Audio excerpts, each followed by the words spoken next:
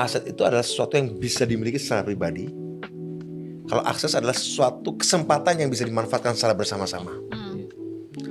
Orang miskin di desa kebanyakan punya aset nih, walaupun tanahnya sempit atau rumahnya gubuk, minimal punya dirinya sendiri.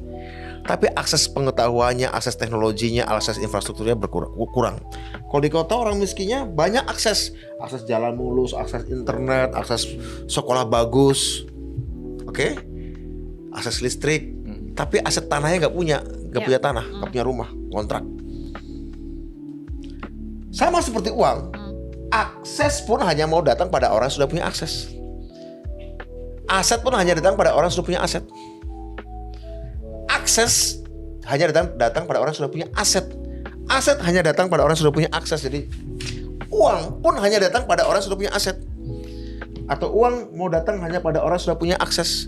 Akses hanya datang pada orang yang sudah punya uang. Aset akan datang hanya pada orang yang sudah punya uang.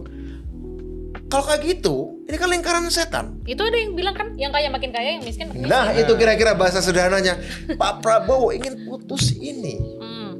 Ingin putus ini. Makanya orang miskin dikasih akses pendidikan berkualitas, namanya sekolah rakyat. Orang di daerah pelosok dikasih akses pendidikan berkualitas internasional, namanya sekolah unggulan Garuda. Dengan Koperasi Desa Merah Putih, orang miskin dikasih aset sisa hasil usaha di koperasi, dikasih akses barang-barang murah.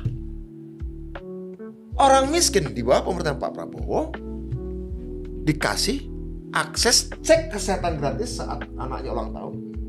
Tiap tahun, satu kemewahan yang hanya dinikmati oleh keluarga menengah ke atas, general check up. Sekarang orang miskin dikasih. Orang miskin dikasih akses untuk anaknya makan tiap hari. Ibu-ibu yang hamil dikasih akses agar ada asupan gizi untuk janin di bayinya. Dan untuk masing-masing alasan itulah Pak Prabowo mau dijatuhkan. Wow.